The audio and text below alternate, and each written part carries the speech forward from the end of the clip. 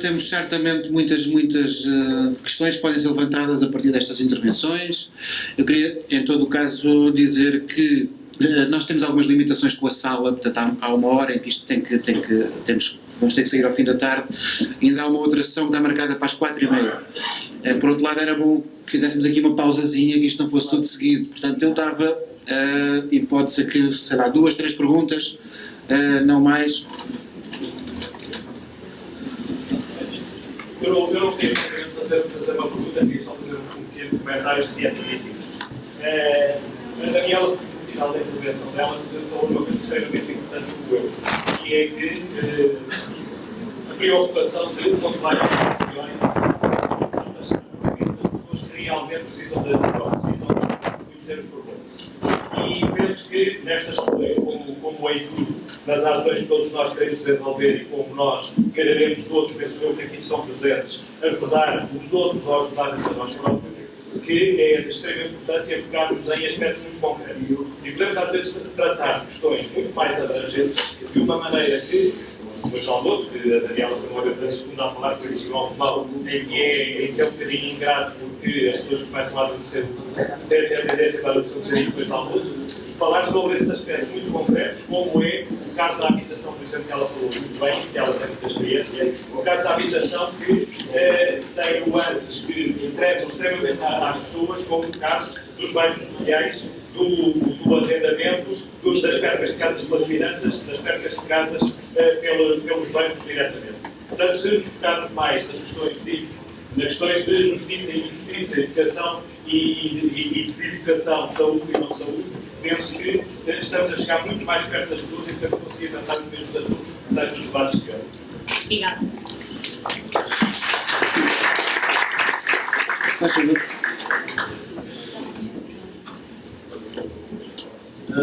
Tentando ser rápido, queria elogiar as 4 intervenções, mas especialmente estas 2 últimas intervenções, porque exatamente a questão do euro me parece crucial para o país. Eu acho que é muito importante todas estas discussões que aqui estamos a ter, principalmente esta que eu acabei de referir, mas parece-me que também faz um pouco falta, para além de toda a parte existente, é que exista uma voz mais pública, para além da questão do próprio Jorge Bateira, que tem o feito, e também o João Rodrigues, através do blog que eu acompanho, Ladrões de Bicicletas, mas que é preciso também uma voz no Parlamento que dê exatamente eco desta questão, que muitas vezes, como aqui já foi referido, o euro é colocado como um tabu, não se pode discutir. Agora já há algumas personagens que fazem textos que eu não consigo perceber se são a favor ou se são contra, dá para as 2 interpretações, mas parece-me que isso é essencial. Para chegar exatamente ao que eu estou a dizer, de haver essa voz no Parlamento, etc., e a minha pergunta vai mais nesse sentido, é se não seria importante então que houvesse essa convergência. Por exemplo, há algumas forças políticas, pequenos partidos que já defendem a questão do euro, como o Movimento Alternativa Socialista e o MRPP, mas se não seria importante haver exatamente uma convergência, para nós não estarmos cada um a falar nas nossas capelinhas, e darmos eco então a esta questão do euro, que é fundamental, parece-me, para o país, não é? Aqui foi falado da questão do Syriza, vou já terminar, João, vou mesmo já terminar. A questão do Syriza acaba depois por estar refém, por muito esforço que tenham feito, acabam por estar refém depois pela questão do euro. E esse ponto é extremamente importante para que exista uma saída para o país. E portanto a questão era mais relativamente a essa convergência, relativamente à questão do euro, de todas essas organizações, do Agir, de tudo o que queira, que se posicione relativamente ao euro, pela saída do euro. Ok, obrigado, Tiago. Portanto, desculpa lá, vamos chegar com estas 2 questões. Eu só queria dizer que esta discussão, em todo o caso, seguramente que vai continuar, não só esta tarde como amanhã, porque vamos ter aqui representantes do Syriza e também do Podemos e da Esquerda Unida, que eventualmente terão outras posições não necessariamente iguais, mas terão abordagens, as suas próprias abordagens sobre a questão do euro. Em particular o Syriza, que tem tido uma posição particular de um vínculo muito direto àquilo que é o mandato popular que tem, e o mandato popular que tem é para negociar no quadro do euro. Portanto, também acho que tem sido claro da parte do Syriza que a eventual colocação da saída do euro implica um referendo à população, porque não é esse o programa que eles têm, não foi com esse programa que eles foram eleitos, mas de qualquer forma já introduziram essa questão, e seguramente que nós introduziremos também essa questão aqui nas nossas formas de organização política, que irão ser amanhã essa questão mais da voz para o Parlamento e da nossa proposta para ter uma voz no Parlamento será amanhã apresentada, não propriamente discutida, apresentada amanhã à tarde na sessão que iremos ter aqui também. Propunha agora uma ronda em sentido contrário, começámos pelo João, muito rápida, para termos o intervalo. Muito rápida. Eu gostaria só de sublinhar um ponto. Eu acho que em relação às interpelações, em primeiro lugar só dizer que nós todas as pessoas partilham uma certa concepção do mundo e, portanto, todos nós temos uma teoria de como as coisas funcionam e não há nada mais prático, gostava de dizer isto, do que a teoria, do que uma boa teoria. Todos nós, isto não é uma coisa para teóricos nem para práticos, todas as pessoas têm uma concepção do mundo. E é preciso que nós nos debates, os debates ajudam-nos a tornar essa concepção a todos nós mais explícita. Nós precisamos disso para resolver os problemas práticos, para saber como é que hierarquizamos prioridades, onde é que mexemos para causar o máximo impacto. Sobre a esquerda portuguesa só diria o seguinte, eu creio que é avisado, à luz da situação internacional, que mais não seja por uma questão de prudência e de transparência, a esquerda que defende uma renegociação com os criadores da situação do país, ter pelo menos um plano B. Ter pelo menos um plano B. Toda a esquerda. E que de alguma forma essa intuição fosse fonte de unidade entre todas as forças que no fundo pretendem a partir daqui proteger o povo português, na esperança de, com a solidariedade internacional, outras forças noutros países protejam e deem voz e visibilidade aos respectivos povos, ou seja, a ideia universal da autodeterminação dos povos, que de resto está na nossa Constituição. Portugal é uma república soberana baseada na vontade popular. Isto, como princípio de unidade, e terá todas as consequências disso, parece-me um bom princípio de unidade para todas as forças de esquerda no presente contexto. Isto obriga-nos, pelo menos, a ter como horizonte estratégico a necessidade, pelo menos, de um plano B, que, na minha modesta opinião, será o plano A. Jorge, só um bocadinho. Eu tinha delicadeza de não ter dado, só para ver aquela senhora. Mas só pode saber, não deixa. É? Eu preciso também. Olha, a mesa precisa toda, então vamos fazer aqui outra vez. Boa tarde, meu nome é Isabel Pati, sou da Ordem dos Cidadãos. Precisamos de uma preocupação de voz, que é capacitar as pessoas para poderem escolher, para entenderem isso, que há a nossa preocupação, nós partilhamos mediante as coisas que aqui foram ditas, outras talvez não da mesma maneira, mas com os mesmos objetivos, mas eu perguntaria, depois do bocadinho que eu aqui estive a ouvir-vos, se tivessem um conselho a dar a todos os da assistência, quais eram as 3 medidas que nos aconselhavam a tomar? Eventualmente não vão aos chineses comprar coisas, passem a comprar fora, mas depois as pessoas dizem, mas nós não temos dinheiro para não ir aos chineses. 2, como é que nós vamos mostrar que queremos mudar, se é sempre o arco do poder que ganha, são os mesmos partidos e nós já não temos, enfim, fé nas alterações. E 3, sair do euro sim ou não e para quando? Nós sabemos que a tendência é essa, mas para quando? Ok, obrigado. Desculpe lá, mas é que senão não conseguimos fazer a segunda sessão. Já agora, pois, de qualquer maneira, só para esclarecer, isto é um princípio de conversa, nós não pretendemos sair daqui com um programa de respostas, vamos criando até vamos criando, mas não esperamos sair hoje daqui com um programa muito definitivo. Faz perguntas todas.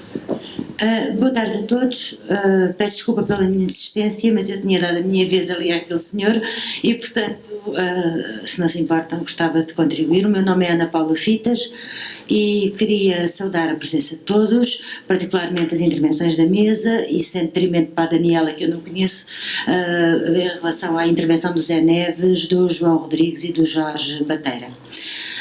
Penso que a grande questão que se coloca com o lançamento de plataformas independentes para poderem ser ou apresentar programas alternativos à governação de um país e à construção de um projeto político e económico passa exatamente pela capacidade de se apresentar uma arquitetura teórica, designadamente económica e consequentemente política, dentro da qual consigamos apresentar e resolver todos os problemas práticos que a sociedade nos coloca. Porque todos os problemas decorrem de genericamente os sistemas estarem construídos de forma demagógica, de forma deturpada e com interesses definidos a montante. Penso que, para não me alongar, a questão política no panorama contemporâneo foi colocada ideologicamente muito bem pelo Zé Neves. É essa, penso eu, se me permitem o contributo, é essa a forma como devemos colocar o problema à generalidade da população portuguesa e depois trazer-lhes e dar-lhes exatamente a frontalidade do João Rodrigues, que não tem medo de falar em luta de classes, que não tem medo de falar na questão do Estado Social de uma maneira muito clara, que não tem muito de providência, de assistencialismo, mas sim de justificação da existência de Estados e de governos, porque se não temos um governo mundial e uma globalização política e económica globais, que é aliás o centro do problema, como colocou o dedo na ferida, penso eu, o Jorge Bateira, quando nos vem falar da questão dessa globalização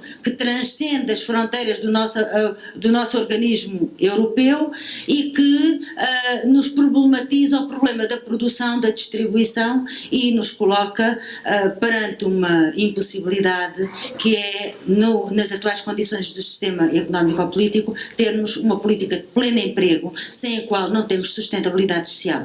E, portanto, eu penso que a partir destas três intervenções estão lançados os dados para podermos começar a construir um programa político e económico com medidas objetivas que possam ser apresentadas e discutidas a todos. Ok, muito obrigado. Então, continuamos então a ronda. Jorge?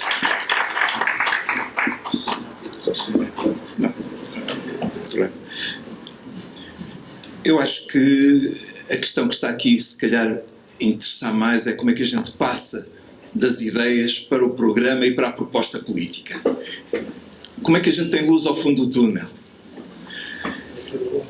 Sem ser comboio. Pois, eu francamente tenho uma posição muito pessoal no meio disto tudo. Eu já pessoalmente não acredito naquela velha ideia da convergência das esquerdas. Eu já não dou para esse peditório.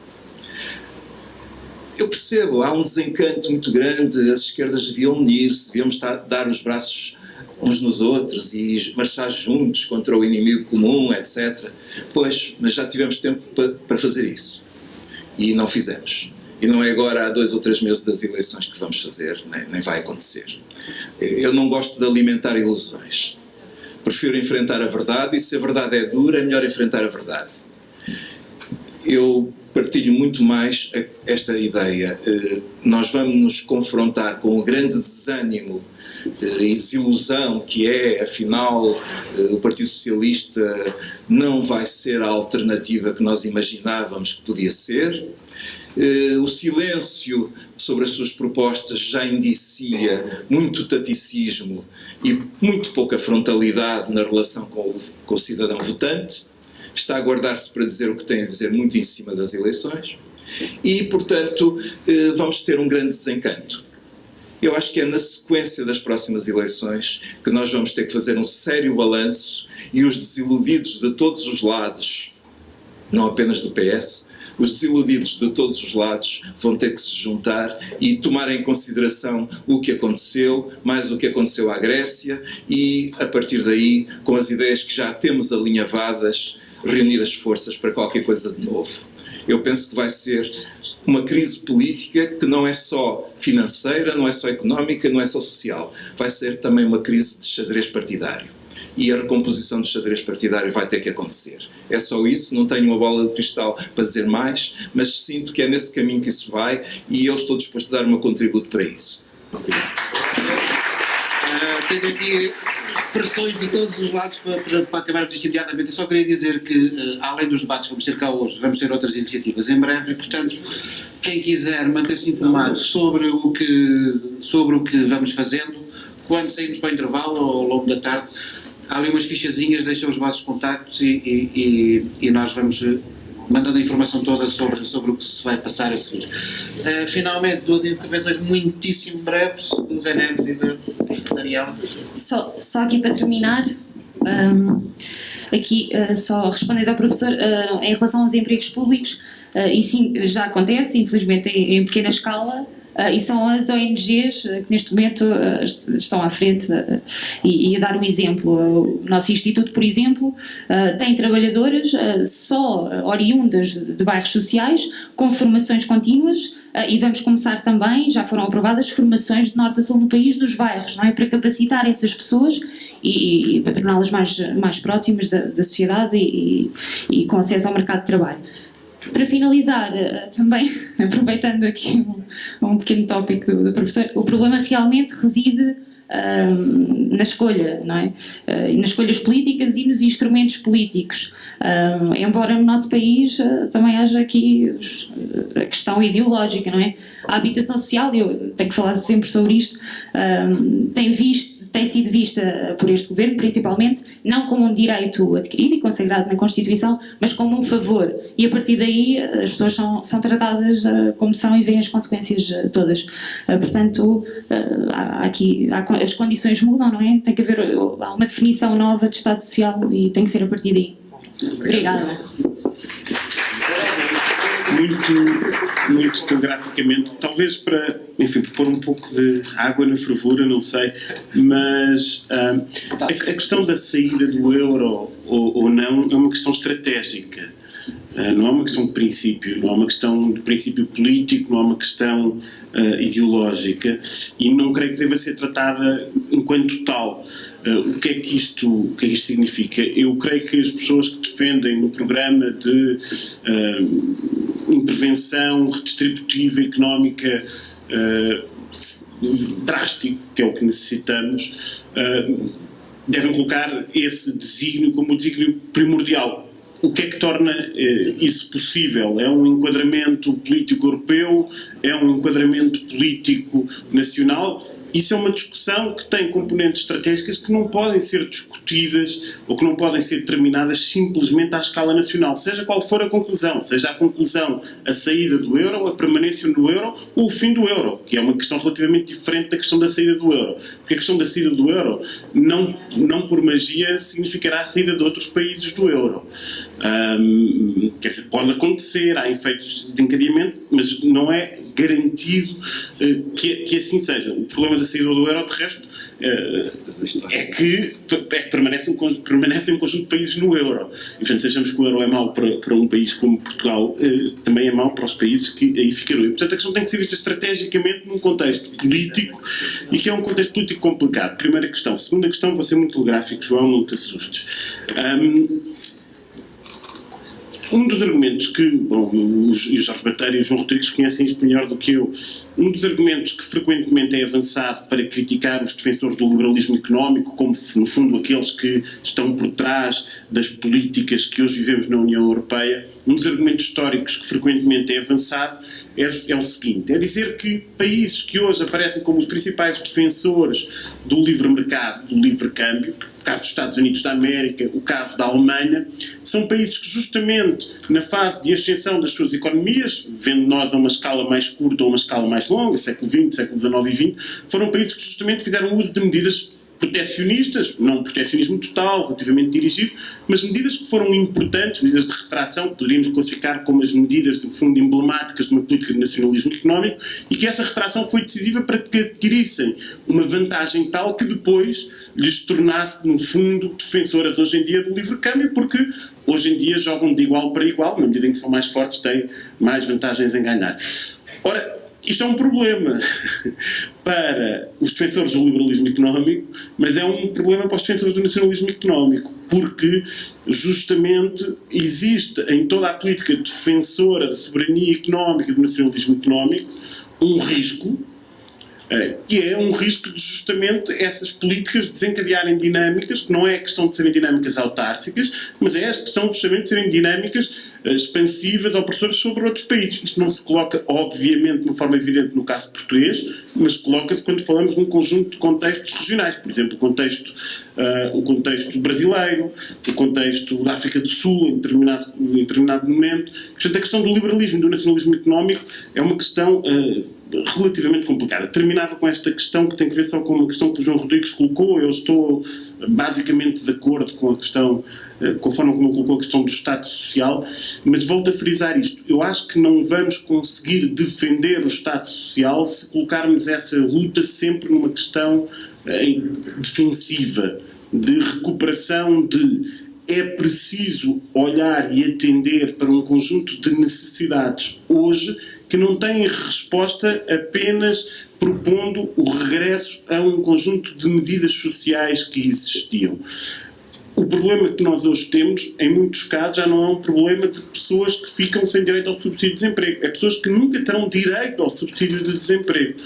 Ou seja, como é que isto pode ser resolvido? Pode ser resolvido continuando a defender o subsídio de desemprego, a sua extensão, mas através de medidas de reformismo social que não sejam apenas e só necessariamente as medidas que foram construídas no século XX. É verdade que essas medidas foram obtidas através do movimento operário, de lutas sociais, etc., etc., mas há novas lutas que estão a ser travadas, que podem ser travadas por outros sujeitos históricos que não esses, ou que não apenas esses, e que vêm e que têm uma pauta de direitos novos, ou que podem formular uma pauta de exigências de direitos novos que deve ser de alguma forma satisfeita. Portanto, a esquerda, para terminar, o João Rodrigues dizia isso, uma esquerda que perde, que deixa de defender o Estado Social, perde a sua razão de existência.